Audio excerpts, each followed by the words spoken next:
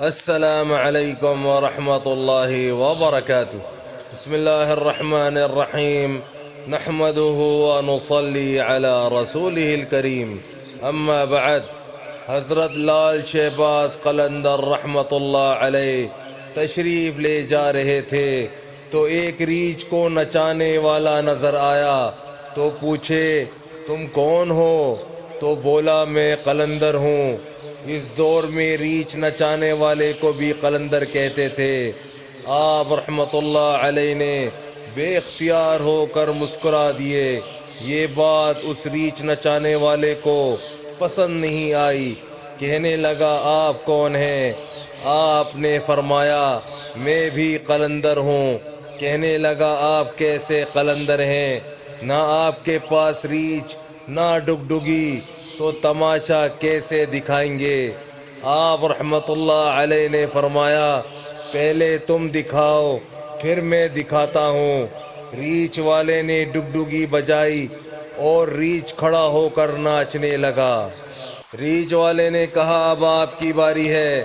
حضرت لال شہباز قلندر رحمت اللہ علیہ دو درختوں کی ٹہنیوں پر کھڑے ہو گئے اور ریچھ والے کو فرمایا کہ نیچے سے گزر جاؤ، مگر یاد رکھنا کہ جانا مگر واپس کبھی مت آنا۔ جیسے ہی ریچھ والا نیچے سے گزرا ماحول ہی بدل گیا۔ نہ وہ سورج کی گرمی نہ گرد و غبار، جہاں تک نظر دیکھ سکے خوبصورت پہاڑ، سرسبز وادیاں، نہ موسم گرم نہ ٹھنڈا۔ ابھی اسی سوچ میں ہی تھا کہ دیکھتا ہے کہ ایک عظیم لشکر سپاہیوں کا گھوڑوں پر سوار تیزی سے اس کی طرف بڑھ رہا ہے۔ وہ گھبرا گیا کہ آج تو جان گئی۔ پاس پہنچ کر لشکر کا سپہ سالار آگے بڑھا۔ اس سے پہلے وہ کچھ کہتا سپہ سالار ریچھ والے کو بولا بادشاہ سلامت، آپ کہاں غائب ہو گئے تھے؟ آپ کی سلطنت آپ کا انتظار کر رہی ہے۔ آپ کی سلطنت آپ کا انتظار کر رہی ہے اور ملکہ عالیہ کا رو رو کے برا حال ہو چکا ہے۔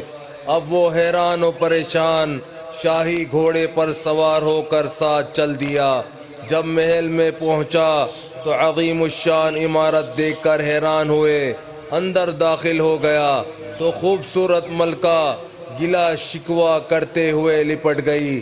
کہاں رہ گئے تھے آپ؟ سب بھول کر نہا دھو کے شاہی پوشاک پہن کر تخت پر بیٹھ گیا۔ سالوں گزر گئے، بچے ہوئے، پھر شہزادے بڑے ہو گئے، بڑھاپا آ گیا، جسم سے جان، منہ سے ذائقہ چلا گیا۔ ایک دن اپنی سلطنت میں دریا کے کنارے بیٹھے ہوئے تھے تو خیال آیا کہ آخر ہوا کیا تھا۔ اسی جستجو میں وہیں پہنچے جہاں پر لشکر تھا تو دیکھا وہ درخت اب بھی موجود ہے۔ سوچا چلو دیکھتے ہیں، اور درخت کے بیچ سے گزرا۔ ماحول ہی بدل گیا۔ وہی وقت، وہی مقام، سامنے اس کا ریچھ اور ڈگڈگی پڑی ہے، وہی گرمی، وہی گرد و غبار۔